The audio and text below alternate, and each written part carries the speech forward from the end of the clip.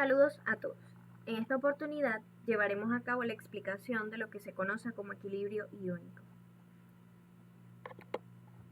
En primera instancia, se tiene que el intercambio iónico es la operación unitaria que permite la separación de especies iónicas disueltas mediante su transferencia desde la fase líquida a un material intercambiador sólido, en el que se sustituyen a otros iones del mismo signo eléctrico que a su vez pasan a la fase líquida. En el proceso de naturaleza reversible no se producen transformaciones químicas en las especies iónicas que intervienen ni en el material intercambiador, circunstancia que permite su recuperación tras el intercambiador iónico. El interés por las aplicaciones del intercambio iónico reside precisamente en la posibilidad de reutilizar una y otra vez el material intercambiador. Para ello, el material debe ser previamente sometido a un proceso de regeneración antes de recuperar las condiciones de partida. Muchas de las aplicaciones del intercambio iónico tienen por objeto la eliminación de una determinada especie iónica de una solución líquida, dando como resultado su separación específica y su concentración en la fase sólida. Las aplicaciones industriales de los procesos de intercambio iónico son numerosas, involucrando, por ejemplo, la recuperación de cationes metálicos en disolución y la separación de mezclas de especies iónicas.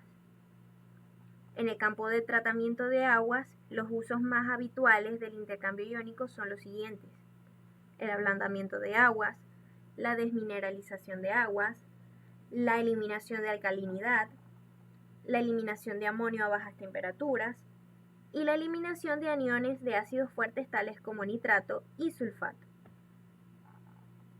La inclusión del intercambio iónico entre las operaciones de tratamiento y depuración de aguas residuales permite la eliminación y eventual recuperación de componentes iónicos disueltos en un efluente antes de su vertido final o de su reutilización, asegurando la calidad requerida al agua en ambos casos.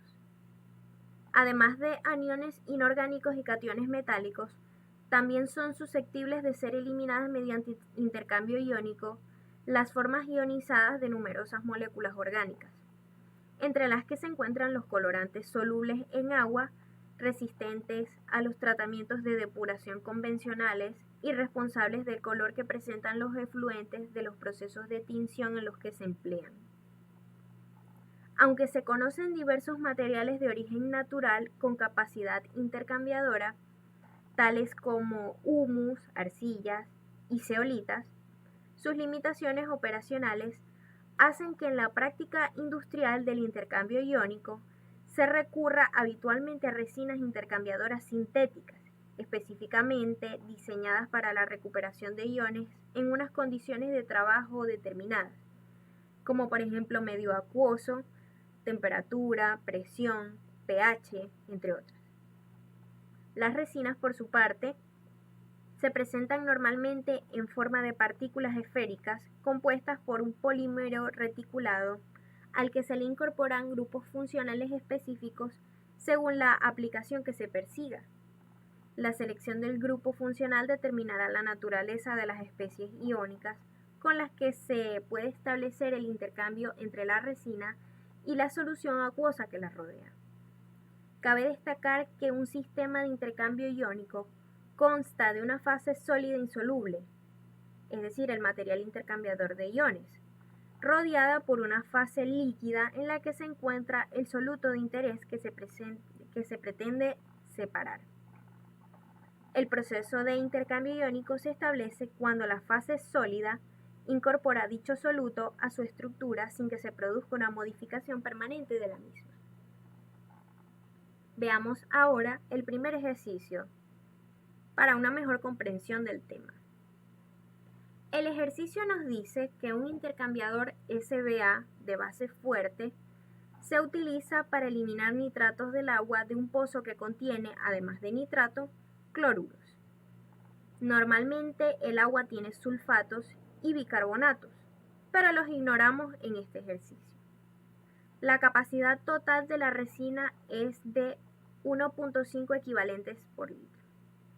Entonces nos piden encontrar el máximo volumen de agua que puede ser tratado por litro de resina. El ejercicio además nos proporciona los siguientes datos de la composición del agua en miliequivalentes por litro. Vemos que la composición de los cationes corresponde a 1.4 para el calcio, 0.8 para el magnesio y 2.6 para el sodio, con un total de 4.8, y para los aniones corresponde a 3 del cloro, 0 para el sulfato y 1.8 para el nitrato, con un total de 4.8 para los aniones. Adicional a eso, el ejercicio nos da el siguiente dato. El coeficiente de selectividad del nitrato sobre el cloruro para las resinas SBA es igual a 4. Vamos ahora con la solución.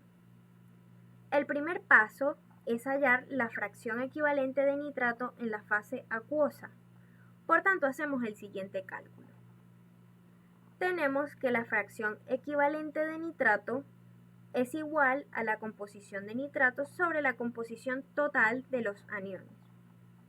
Así queda entonces que esta fracción es igual a 1.8 entre 4.8, el cual es un cálculo que resulta con un valor de 0.38.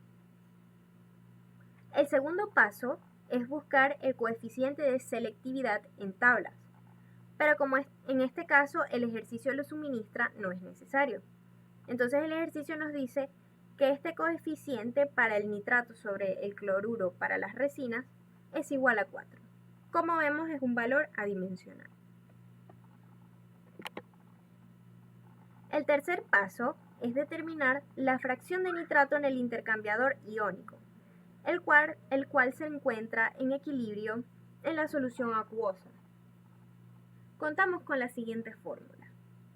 La selectividad del nitrato sobre el cloruro es igual a la que se puede observar en la lámina, es decir, C por el cloruro por Q por nitrato y todo eso sobre C por el cloruro por C por nitrato.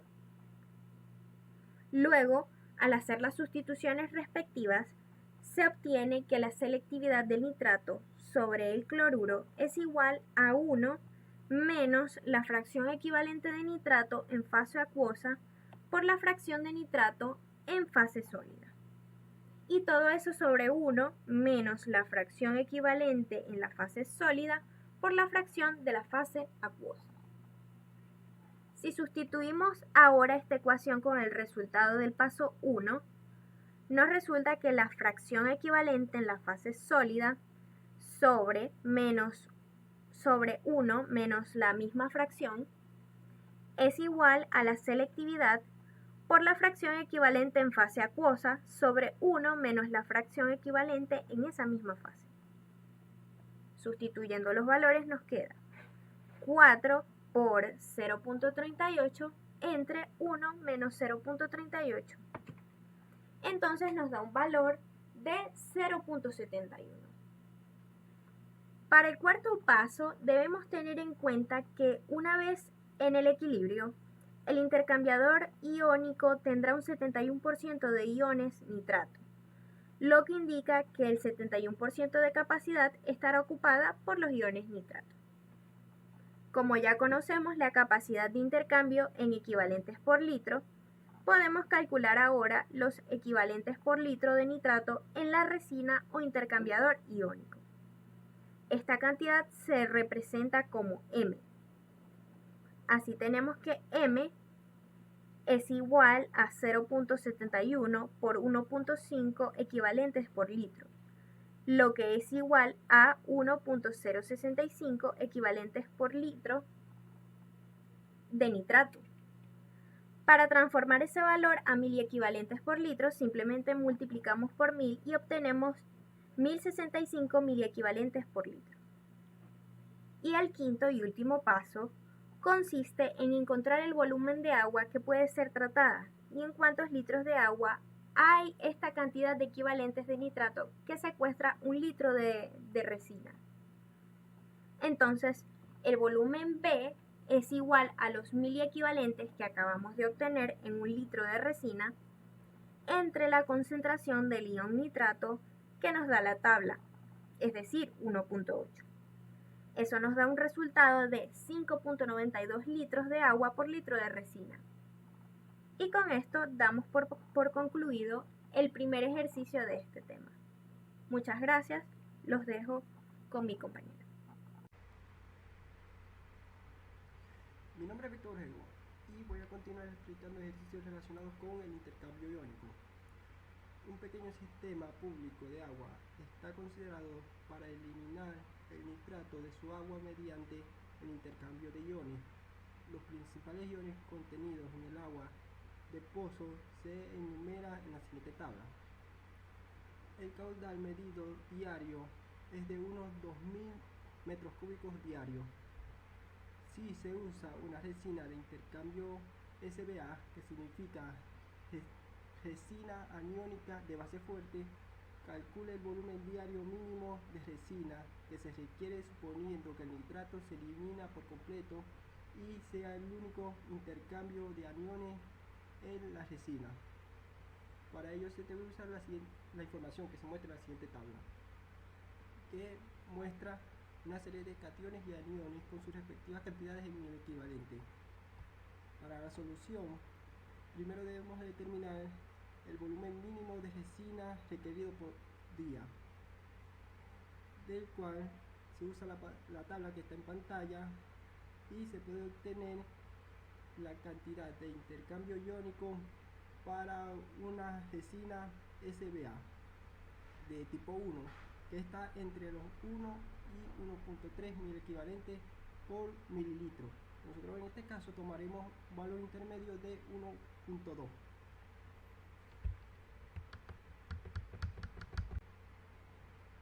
Luego, para calcular el volumen requerido, debemos multiplicar el número de mil equivalentes del ion nitrato por el caudal medio diario pasados al litro por mililitros de resina entre el número de mil equivalentes que obtuvimos de la tabla. Eso nos da como resultado un volumen mínimo de resina de 833.333.33 mililitros diarios.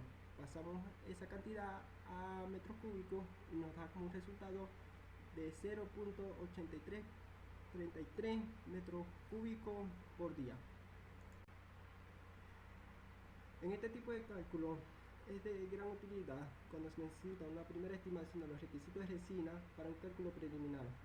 En la mayoría de los casos, el requerimiento de resina será mayor debido a la presencia de otros aniones en el agua, como por ejemplo sería el sulfato, que competiría con los iones de nitrato por los sitios de intercambio. Escriba la expresión de selectividad para el intercambio de calcio en una resina SAC, catión de ácido fuerte en forma de sodio, y para el intercambio de nitrato en una resina SBA, anión de base fuerte en forma de cloruro. Para la solución de la parte A, el intercambio de calcio en una resina SAC en forma de sodio, usamos la siguiente expresión estequiométrica. Luego usamos la ecuación general de selectividad, donde KJI es igual a CJN por QI entre QJN por CI, donde CJ es la concentración de la fase acuosa del ion presaturante, QI es la concentración del contrario en la fase de la resina, CI es la concentración de la fase resina del ion presaturante y CI es la concentración de la fase acuosa del contrarión. Nos queda que K es igual a la concentración de la fase acuosa del calcio como ion presaturante por la concentración del contrarión en la fase resina del sodio entre la concentración en la fase acuosa del calcio como contrarión por la concentración de la fase acuosa de la fase resina del sodio. Para la solución de la parte B, el intercambio de nitrato en una resina SBA en forma de cloruro, se puede usar la siguiente expresión estequiométrica. Luego, usando la ecuación de selectividad, nos queda que K es igual a la concentración de la fase acuosa del nitrato como ion presaturante por la concentración del contrarión en la fase de resina del cloruro entre la concentración en fase acuosa del nitrato como contrarión por la concentración en fase de resina del cloruro. Mi nombre es Samuel Cano y voy a estar realizando la exposición de los siguientes ejercicios. Dice el primer ejercicio: el nitrato debe eliminarse del agua que contiene una alta concentración de cloruro. La composición química del agua se da a continuación. El agua contiene algo de bicarbonato y sulfato, pero para este cálculo se supone que son insignificantes. Usando una resina SBA con una capacidad total de 1.4 equivalentes por litro, estime el volumen máximo de agua que se puede tratar por litro de resina. Lo primero que hacemos es estimar la capacidad útil máxima de nitrato en la resina SBA en forma de cloruro, utilizando la siguiente ecuación. Q sub I es igual a C sub I por Q sub T sobre C sub I más C sub J por alfa JI, donde QT es la concentración total de iones en fase de la resina y está expresado en equivalentes por litro de resina. C sub I es la concentración de contraiones expresado en equivalentes por litro. C sub J es la concentración de iones presaturantes expresado en equivalentes por litro.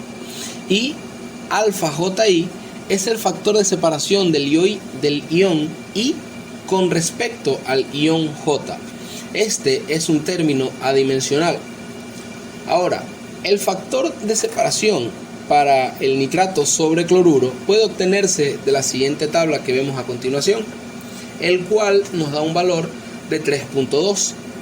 Pero lo que necesitamos es obtener el alfa JI. ¿Okay? Para esto tenemos que realizar el cálculo de la inversa al valor obtenido de la tabla, lo cual sería 1 sobre 3.2. El resultado que obtenemos es 0.3125.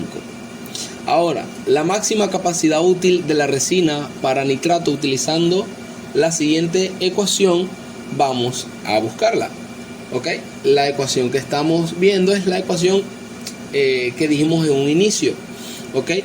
Donde sustituyendo ya cada uno de los valores que obtuvimos tanto de la tabla como del cálculo previamente realizado, nos da un total de 976 miliequivalentes de nitrato por litro de resina. Cabe destacar lo siguiente: el cálculo de Q sub T, ¿okay? Como viene expresado en equivalente por litro de resina, debemos llevarlo a miliequivalente, ¿okay? Por lo cual se debe realizar la transformación y multiplicarlo por 1000 miliequivalentes sobre un equivalente. Ahora, el volumen de agua que se puede tratar por volumen de resina por ciclo se calcula de la siguiente forma, dividiendo la capacidad de nitrato por la concentración de nitrato afluente. La ecuación es la siguiente: V es igual a Q sub NO3 sobre C sub NO3. Estos cálculos ya los tenemos previamente obtenidos. Realizamos la sustitución y nos da un valor de 542 litros de agua por litros de resina. Ahora bien, el siguiente ejercicio dice de la siguiente forma: considera la posibilidad de eliminar el nitrato del agua de pozo utilizando una resina de intercambio SBA en forma de cloruro. Los principales iones contenidos en el agua de pozo se dan a continuación.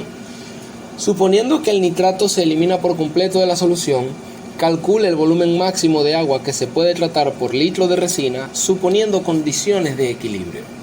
Suponga que la capacidad total de resina del SBA es de 1.4 equivalentes por litro. Ahora bien, usando la siguiente ecuación que vemos en pantalla, de los factores de separación provistos en la tabla utilizada en el ejercicio anterior, se puede calcular el término de suma en el denominador. La ecuación es representada de la siguiente forma: Q sub I es igual a Q sub T por C sub I sobre la sumatoria NK igual 1 de alfa Kp sobre alfa IP por Ck.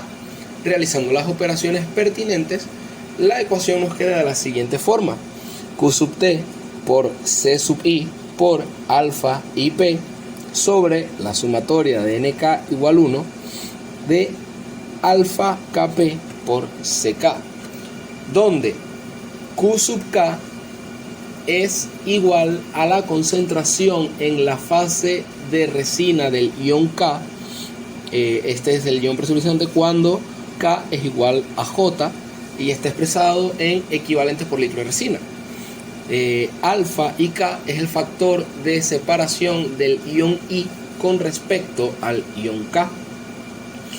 Alfa Kp es el factor de separación para el ion K con respecto al ion presurizante P, y Ck es igual a la concentración en fase acuosa del ion K. Ahora bien, para realizar el cálculo de la sumatoria de Na desde K igual 1 hasta N de alfa Kp por Ck, buscamos en la tabla que tenemos aquí presente los valores para el nitrato, el cloruro y el sulfuro, dándonos un valor para el cloruro, valor de 1, para el sulfuro 9.1 y para el nitrato sería un valor de 3.2. Utilizando esos valores en la ecuación y realizando el cálculo pertinente, nos da un valor de 20.41 miliequivalentes por litro. Ahora, para calcular el Q sub I de cada ion, vemos la siguiente ecuación. Para el caso del cloruro, sería Q sub Cl es igual a 1.4 equivalentes por litro por 1 por 1 miliequivalente por litro sobre 20.41 miliequivalentes por litro. Esto nos da un valor de 0.069 equivalente por litro. Realizando ese mismo cálculo con los valores respectivos de cada uno de los iones, nos da un valor de, para el sulfuro, 0.936 y para el nitrato 0.395.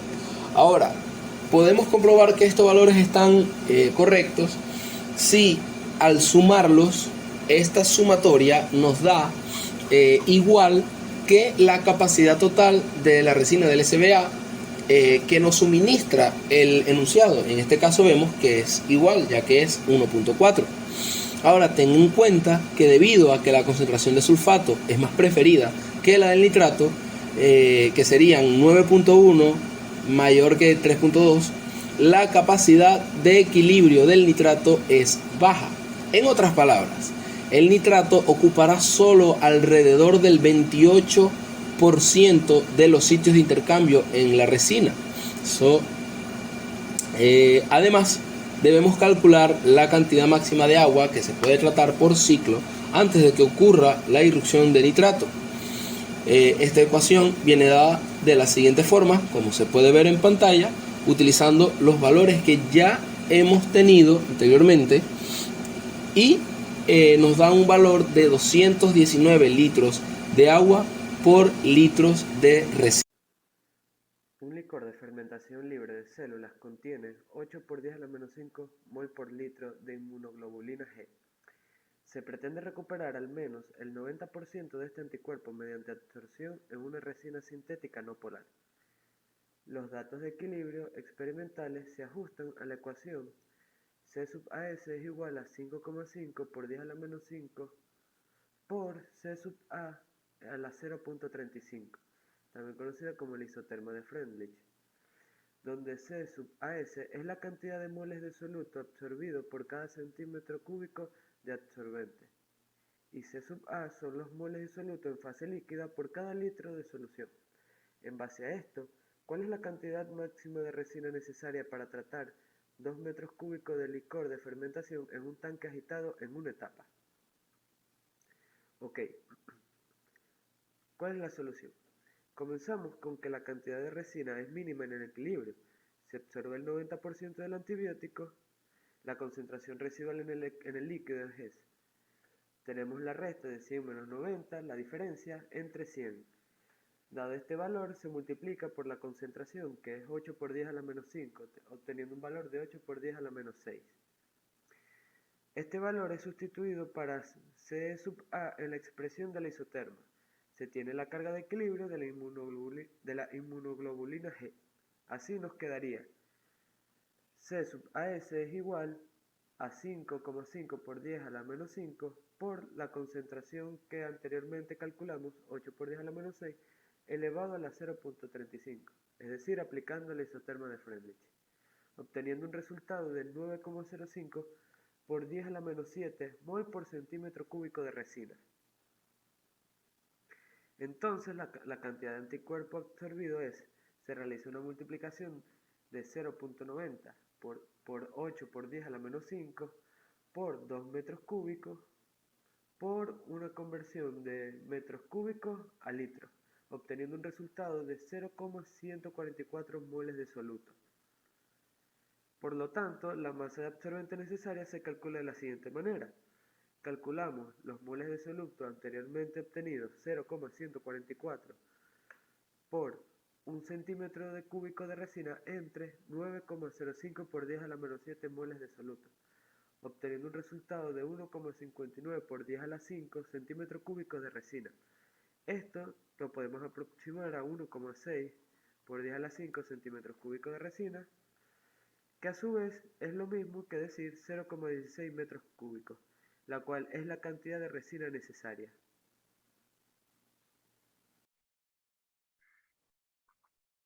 Buenas, mi nombre es Omar García y les voy a hablar sobre el ejercicio número 6, que dice: en una etapa de cierto proceso alimentario se tratan 8.000 kilogramos por hora de agua, de densidad 1.000 kilogramos por metro cúbico y cuyo contenido de sales de magnesio es de 40 mil equivalentes por litro, en una columna cilíndrica de intercambio iónico.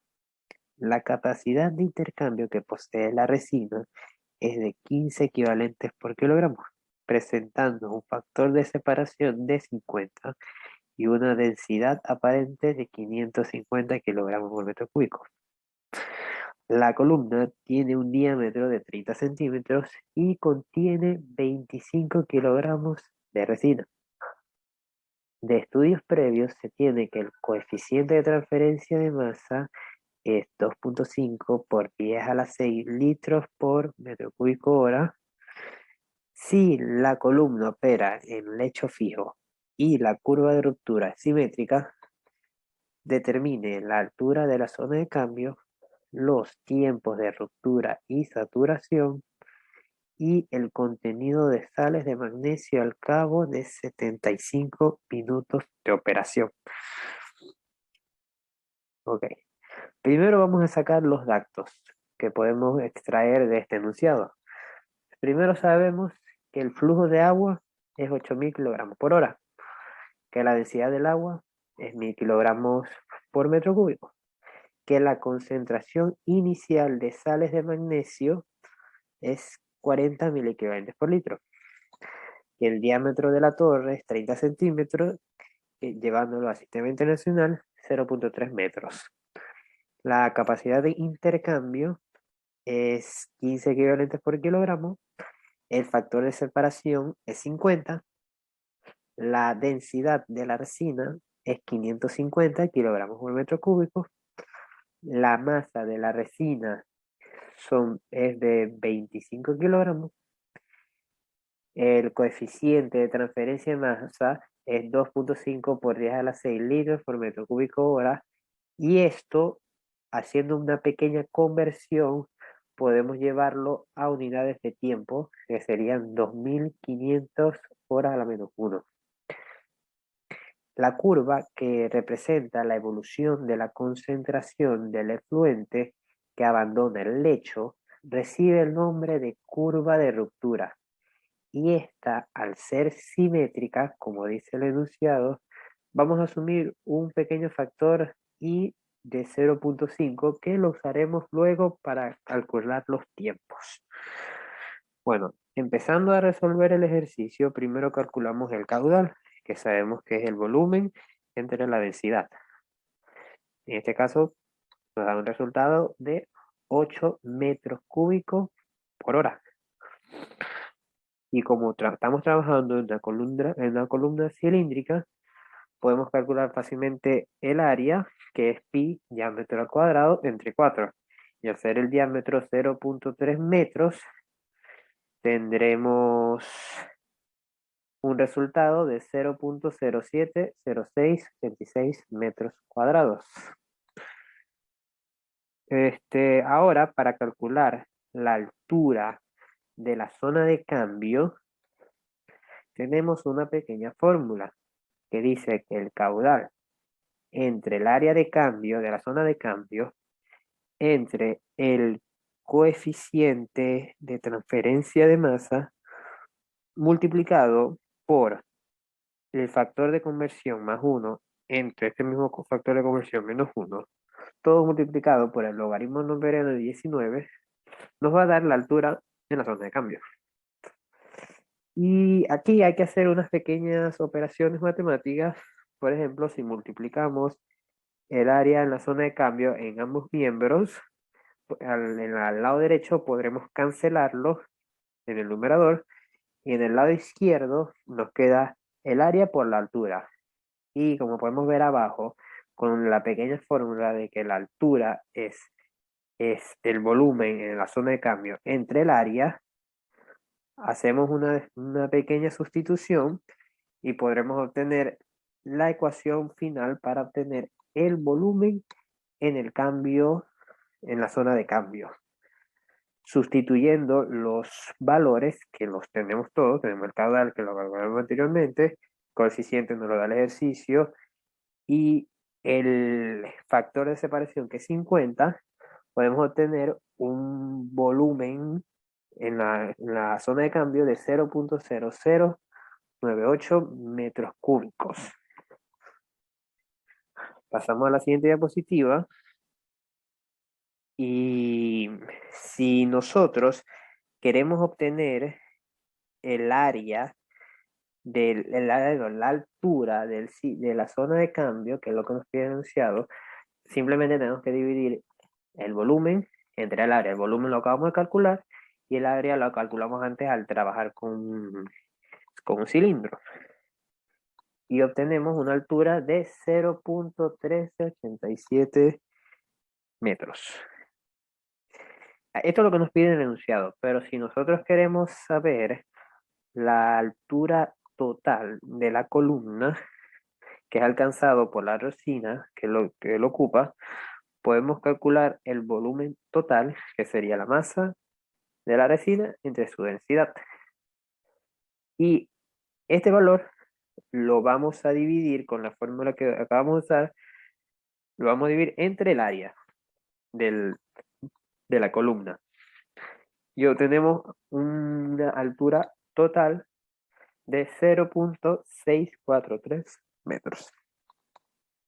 Por lo que la longitud de la columna no usada va a ser la total menos la altura en la zona de cambio. Haciendo una pequeña resta, obtenemos una altura que no usada de 0.504 metros. Este no es un dato que nos pide el ejercicio, pero está interesante saberlo. Para el segundo apartado, nos pide el tiempo de ruptura y de saturación. El tiempo de ruptura se produce cuando empiezan a salir sales por la corriente líquida que abandona la columna. Y como lo indica su nombre, no podrá intercambiar más iones. El volumen de la resina saturada es el volumen total menos el volumen en el cambio. Estos dos valores los acabamos de calcular, por lo que hacemos la diferencia y nos queda, obtenemos el volumen de la zona de saturada.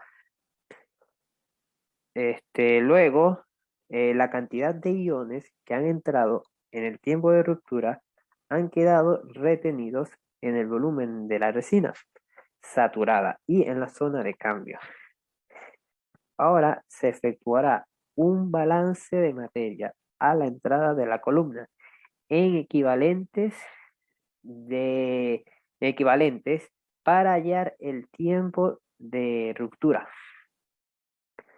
Hacemos el balance y obtenemos la ecuación de que el caudal por la concentración inicial por el tiempo de ruptura va a ser igual al volumen de saturación por la densidad por la capacidad de intercambio que nos dio el enunciado más el volumen de la zona de cambio por la densidad por la capacidad de intercambio por el factor I que expliqué al principio del ejercicio. Sustituyendo todos estos valores y realizando unas pequeñas conversiones de metros cúbicos a litros para que se cancele, de mil equivalente para que se cancele, podremos obtener el tiempo de ruptura despejándolo. ¿Y qué nos queda? Cambiándolo a minutos, 62.73 minutos. Ahora, con este mismo balance, podemos sacar ahora el volumen de la resina, que queda la misma ecuación, pero simplemente cambiando el volumen de saturación por el volumen de la resina. Resolvemos de la misma forma y nos va a quedar un tiempo de saturación de 77.88 minutos. Podemos ver que es un poco más elevada. Por último, vamos a calcular el contenido de sales de magnesio al cabo de 75 minutos de operación.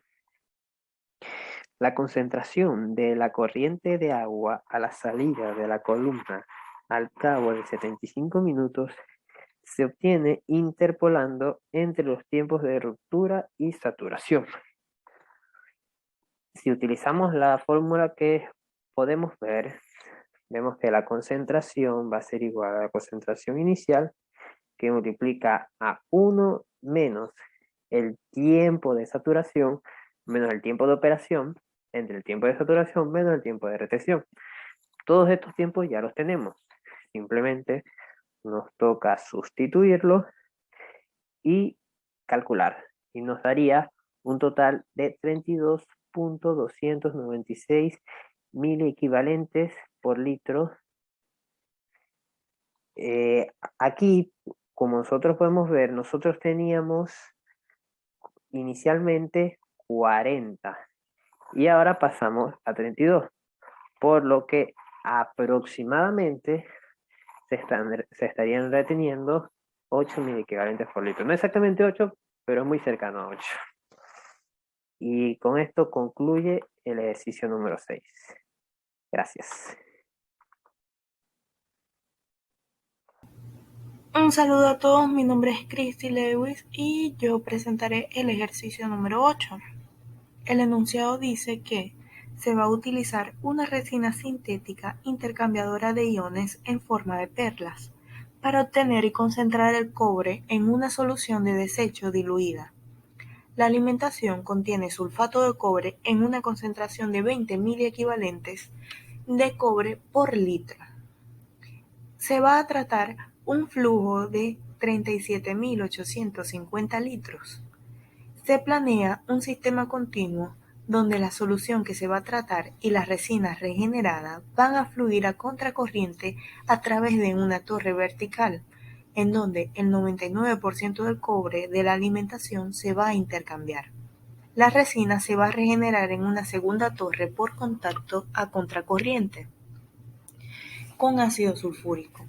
Los datos necesarios están dados por la literatura consultada y tenemos que para la obtención del cobre se utilizará una velocidad superficial del líquido de 2.2 litros por centímetro cuadrado por hora, para la cual la rapidez de transferencia de masa es de 0.018 miliequivalente de cobre por hora por cada gramo de resina.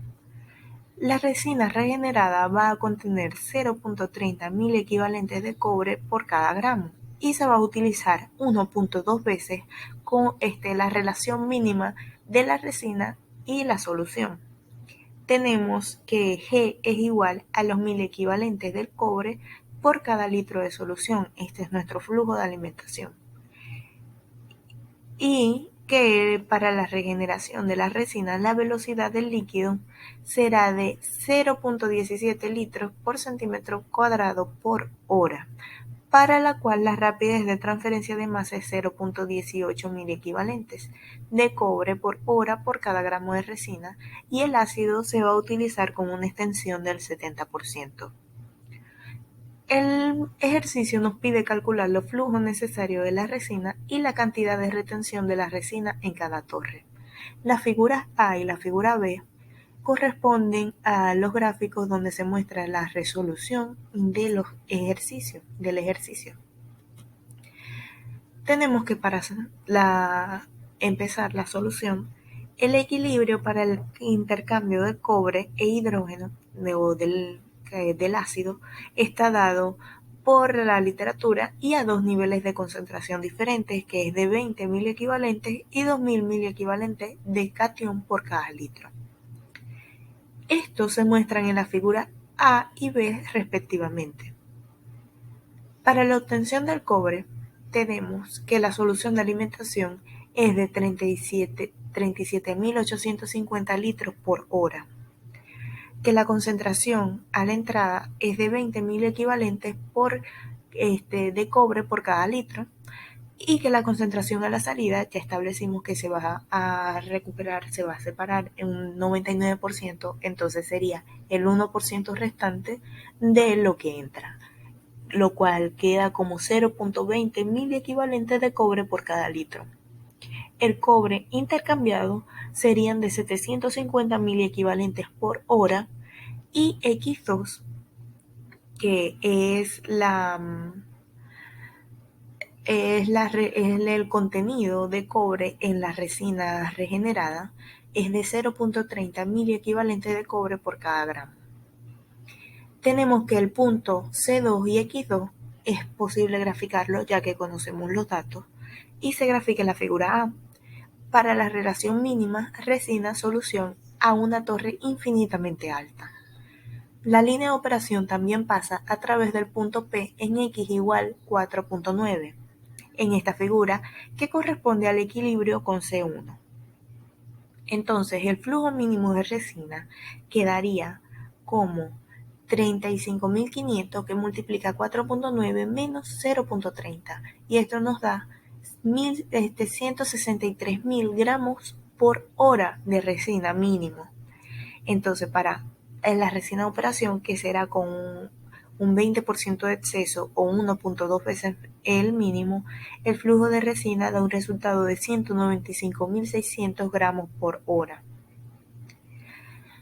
Pasamos a realizar un balance de cobre y tenemos que el cobre a la entrada es de 750.000 y a la salida, con lo de la resina, con lo que sale con la resina sería 195.600 que multiplica al contenido de cobre menos 0.30, y esto nos da que X1 es igual a 4.12 mil equivalentes de cobre por cada gramo de resina que se utiliza. Entonces el punto C1X1 se grafica en la figura B. La línea de operación puede trazarse con una línea recta a estas concentraciones. La cantidad de resina en la torre puede obtenerse utilizando la ecuación de rapidez de transferencia escrita en forma apropiada para las unidades de las cantidades involucradas. Se tiene entonces que el volumen, que está expresado en litros de líquidos por hora, por el diferencial de C, que es la concentración de cobre en mil equivalente por cada litro en la solución, es igual al KLAP, donde KLAP es el coeficiente de transferencia de masa global del líquido, dividido entre la densidad del sólido de la resina, que multiplica a C menos C' o C asterisco, que es donde C asterisco es la concentración de cobre en la solución en equilibrio con la resina, que multiplica el diferencial del SZ que multiplica a la densidad de la resina. Este parámetro, que es SZ, densidad del sólido, es la resina en la torre y está expresado en gramos. S es la sección transversal de la torre y Z es la altura de la torre. También tenemos que KL es el coeficiente de transferencia de masa global del líquido y AP, el área de la partícula, es la superficie de la partícula de resina y nos dan, como ya les dije, el coeficiente de transferencia de masa global del líquido. Reordenando toda esta ecuación e integrando, tenemos que la resina en la torre, que ya está expresada como SZ densidad de T sub S, es igual, ρ sub S, es igual al volumen entre el KLAP dividido entre ρ sub S, que multiplica la integral desde C2 hasta C1 del diferencial de C entre 1 menos C asterisco, que es el C en el equilibrio. Para los valores de C sobre la línea de operación entre C1 y C2, los valores correspondientes de C asterisco de la curva de equilibrio en el mismo valor de X se obtiene de la siguiente manera. Es decir, para esto aplicamos lo que ya hemos venido haciendo en los anteriores temas para conseguir resolver la integral. Entonces, tenemos que se grafica una curva para 1 sobre C menos C asterisco como ordenada, C como abscisa y se integra gráficamente entre los límites C1 y C2.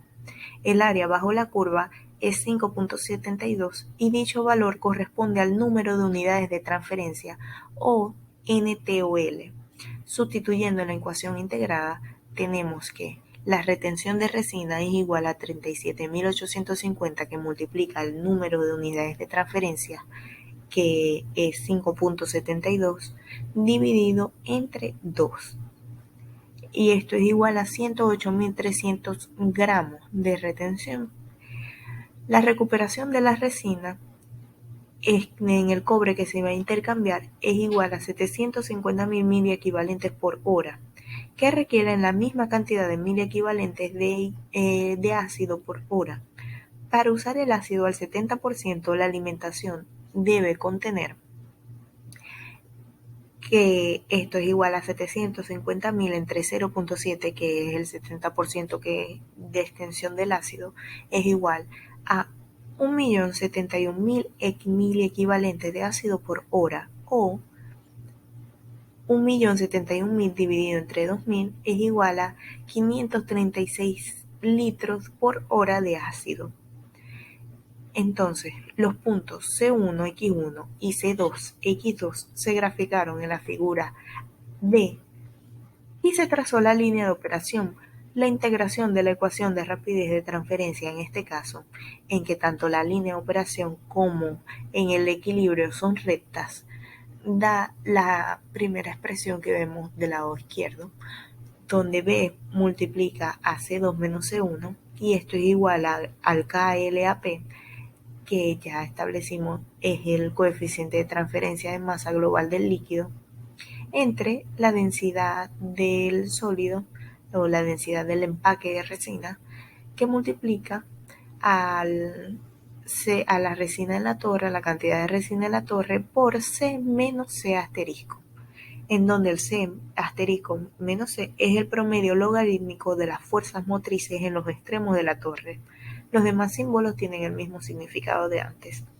Entonces, C asterisco 1 menos C1 es igual a 120 menos 0 y queda como 120 miliequivalentes de cobre por cada litro. Entonces, para el C asterisco 2 menos el C2 tenemos 1.700 menos 1.400 es igual a 300 miliequivalentes de cobre por cada litro. Entonces, realizando el promedio logarítmico, tenemos, o el promedio medio logarítmico, tenemos que esto es igual a 196.5 mil equivalentes de cobre por cada litro. Si sustituimos esto en la ecuación de rapidez, que es la que vemos del lado izquierdo, que ya la teníamos planteada, ahora podemos despejar el valor de la resina en la torre, y esto nos da un valor de 2.212.000 gramos de resina retenida en la torre de regeneración. Entonces la resina debe enjuagarse con agua antes de reintroducirla en la torre de absorción. El cobre en la solución efluente se ha concentrado 70 veces, lo cual equivale a la evaporación de 37.300 litros por hora de agua de la solución original. Muy buen día, mi nombre es José Machado y voy a proseguir con el ejercicio número 9 de la exposición de operaciones unitarias 3, del tema asignado denominado intercambio iónico. El enunciado dice lo siguiente: la Panadería El Sol ha decidido hacer un pozo para poder sacar agua y vender como agua potable. Para poder tener los permisos legales se debe cumplir con la norma Covenin de agua potable. Por lo tanto, el dueño de la panadería, después de haber realizado el pozo, se ha dado cuenta que debe tener un sistema de intercambio iónico que le garantice esta condición requerida por el ministerio. Lo único que se sabe es que el caudal son 18 litros de agua por minuto. Los análisis bacteriológicos dieron aceptables, mientras que los físico-químicos son los siguientes. Se muestra a continuación una tabla donde se tienen las propiedades de turbidez, aluminio, cloruro, dureza cálcica, dureza magnésica, hierro total, pH, sodio, sólidos disueltos y sólidos totales y sulfato. Cada uno su respectiva unidad, que la turbidez en NTU y el resto en miligramos sobre litro. Y tenemos la muestra con su valor máximo permitido. Tenemos, por ejemplo, un valor reportado de 280 miligramos sobre litros de cloruro ante un valor máximo permitido de 250. Tenemos una dureza cálcica superior, igual que una dureza magnésica. Tenemos un hierro total mayor al permitido. Tenemos igual para el sodio, igual para los sólidos totales, etc. Eso nos lleva entonces al apartado número 1, que sería realizar un diagrama del sistema instalar de intercambio iónico. Se tiene que la unidad a seleccionar va a depender de los lineamientos que se desean cumplir. En este caso, como se desea tratar un agua dura, serán necesarios dos agentes capaces de intercambiar cationes y aniones, respectivamente. Objetivo que puede lograrse con un lecho mixto o un tren de dos columnas de intercambio iónico. Las ventajas de dicho sistema de lecho mixto son las siguientes. El agua obtenida es de muy alta pureza y su calidad permanece constante a lo largo del ciclo, el pH es casi neutro y los requerimientos de aclarado de agua son muy bajos. Como desventajas tenemos que los sistemas de lecho mixto tienen una capacidad menor de intercambio y un procedimiento de operación más complicado debido a los pasos de separación y mezcla que tienen que llevarse a cabo para lograr el objetivo. De esta manera se escoge el tren de dos columnas de intercambio iónico, además de ser el procedimiento más común. Se anexa entonces una imagen del diagrama de flujo de procesos donde vemos cómo entra el agua municipal, se tiene el filtro de membrana F1 que prosigue al tanque de almacenamiento de agua filtrada T1, prosigue a la columna de resina ácida C1 y de acá sale la solución de metales, cloros y sulfatos, al igual de la columna de resina básica C2, de donde la C1 entra a la C2 y de la C2 sale a T2, que es el tanque de almacenamiento de agua desmineralizada. Podemos ver además en las columnas la entrada de dichas resinas. Entonces, eso nos lleva al apartado número 2. El apartado número 2 nos pide seleccionar una o las resinas comerciales existentes en el mercado que puedan cumplir con lo que se desea, indicando qué tipo de resina y qué iones pueden intercambiar. Tenemos que en el mercado existe un sinfín de resinas comerciales que proporcionan alta calidad en el proceso de intercambio iónico en que ellas son usadas. El sistema de dos columnas, catión fuerte, anión fuerte, se explica en instalaciones de baja inversión, en los cuales son suficientes las conductividades de agua tratadas entre 5 y 20 microsiemens, y la sílice no es un problema importante, siendo admisible de 0.02 a 0.15 partículas por millón. Si la alcalinidad es alta, conviene disponer de un desgasificador entre ambas resinas para eliminar el CO2 liberado, aunque implica un bombeo adicional.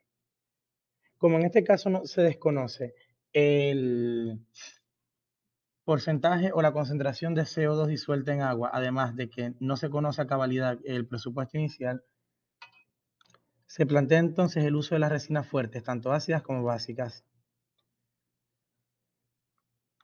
Tenemos entonces como las resinas catiónicas de ácido fuerte, es la destinada a la aplicación de suavizado de agua, como primera columna de desionización en las desmineralizadoras o para lechos mixtos. Eliminan los cationes del agua y necesitan una gran cantidad de regenerante, normalmente ácido clorhídrico, y estas también intercambian iones positivos o cationes, además de que funcionan ante cualquier pH. Tenemos también las resinas aniónicas de base fuerte, que intercambian iones negativos o aniones.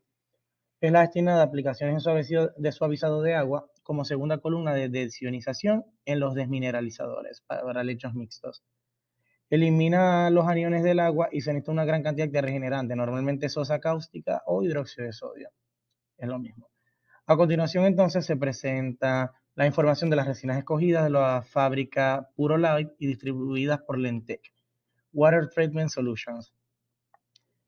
Se muestran entonces las hojas de especificaciones y eso nos lleva a la siguiente tabla, que son las resinas escogidas, que son como aniónica, la A600OH, su forma iónica es del hidronio, y iones que pueden intercambiar son sulfatos y cloruros, y la catiónica sería la C100L, que su forma iónica es la del hidroxilo, y los iones que pueden intercambiar son todos los cationes.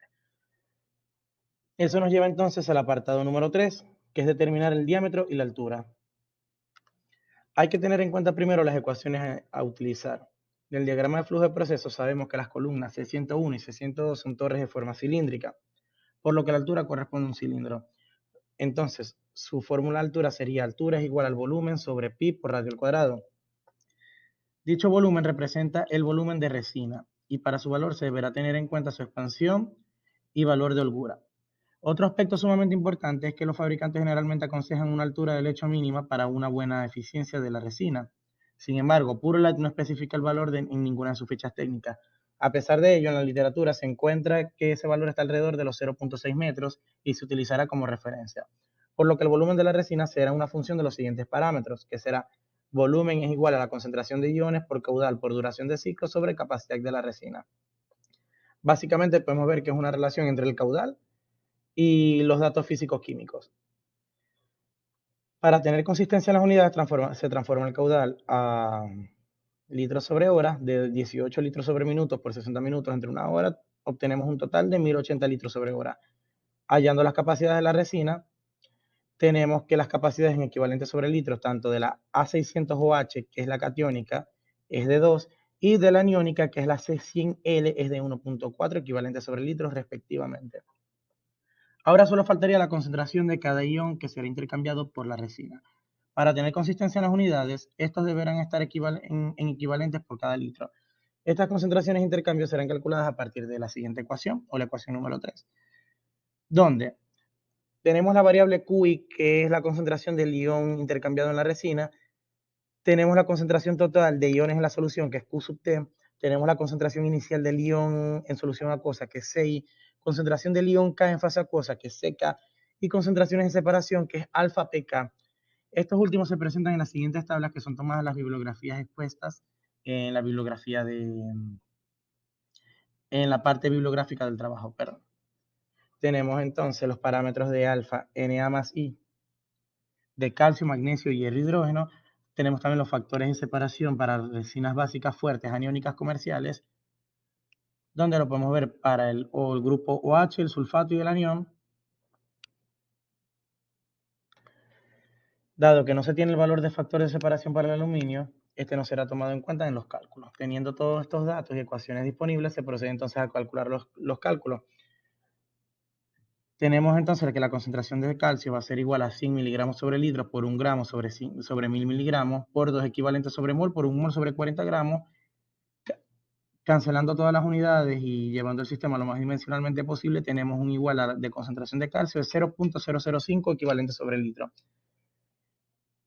Lo hacemos igual con magnesio, hierro y sodio y tenemos entonces la concentración total de cationes. De igual manera se trabaja para conseguir su concentración en equivalente sobre litro y se obtienen resultados de 0.0022902 equivalentes sobre litro para sulfatos y 7.887 por 10 a la menos 3 equivalentes sobre litros para la concentración de cloro. Se hace de igual manera para la concentración de aniones, que es la suma de todos los anteriores, y se obtiene una concentración de aniones de 0.0101776 equivalentes sobre litros. Vamos entonces con los factores de separación teóricos que se modifican para representar el proceso de intercambio que se está llevando a cabo. Tenemos que alfa del hidrógeno y sodio va a ser igual a 1 sobre alfa JI, que es igual a 1 sobre alfa sodio hidrógeno, que ese valor ya está tabulado en una sección anterior, que es igual a 1 sobre 0.67, es igual a 1.4925. Se hace de igual manera para todos los cationes, se obtienen los resultados y teniendo estos valores ahora son sustituidos en la ecuación número 3, donde la sumatoria cuando sigma cuando K es igual a 1 de N de alfa de hidrógeno a K es igual a alfa de hidrógeno a sodio por la concentración de sodio más alfa de hidrógeno a calcio por la concentración de calcio más alfa de hidrógeno a magnesio por la concentración de magnesio más alfa de la concentración de hidrógeno a la concentración de hierro por la concentración de hierro, disculpa. Tenemos entonces sustituyendo un valor total de 0.478808. Se halla el Q para cada cation, al igual que para cada anión, y haciendo uso de la ecuación número 2 para el volumen, entonces se obtiene un volumen de la resina catiónica de 61.197 litros y para la resina aniónica de 47.1076 litros. Obtenidos dichos valores de volumen, entonces de la ecuación número 1 se observa que se tiene solo una ecuación para poder determinar el diámetro y la altura. Esto genera un problema en donde se debe tantearse para dar con la respuesta. Además, la relación que determina este parámetro indica que depende del proceso, ya que se pueden presentar problemas hidráulicos en la columna. Sin embargo, este es un consejo de muchos autores que establecen que ese rango puede estar comprendido entre 1.5 a 2.5, siempre respetando la altura mínima del lecho de la resina en cada columna. Se coloca nuevamente la ecuación de H o altura es igual a volumen sobre pi por radio al cuadrado. Y para resolver esto se va tanteando asumiendo el diámetro y obteniendo una altura. Luego se verifica que la relación entre ellos sea menor de 2.5 y que a su vez la altura del lecho no sea menor de 0.6 metros. Se hará un cálculo típico de cada resina asumiendo un volumen de 30% de expansión para cada resina que proporciona la altura de resina total H por 1.3, que es el 30% en exceso. Para la resina catiónica se obtiene un valor inicial de 1.2467 metros y verificando la relación se obtiene una altura sobre diámetro de 6.4828. Por lo que se sigue intentando. Esto se representa en la tabla número 5 para la resina aniónica. Tenemos entonces la tabla número 5, donde es el tanteo de cada resina. Ya expresados estos resultados, entonces esto genera que la columna de resina catiónica tendrá una altura de 0.7816 metros, que puede ser llevado a 0.79 metros, con un diámetro de 0.36 metros. Y la columna aniónica, una altura de 0.7809 metros, que también puede llevarse a 0.79 metros para trabajar en exceso, con un diámetro de 0.316 metros respectivamente. Esto nos lleva directamente al apartado número 4.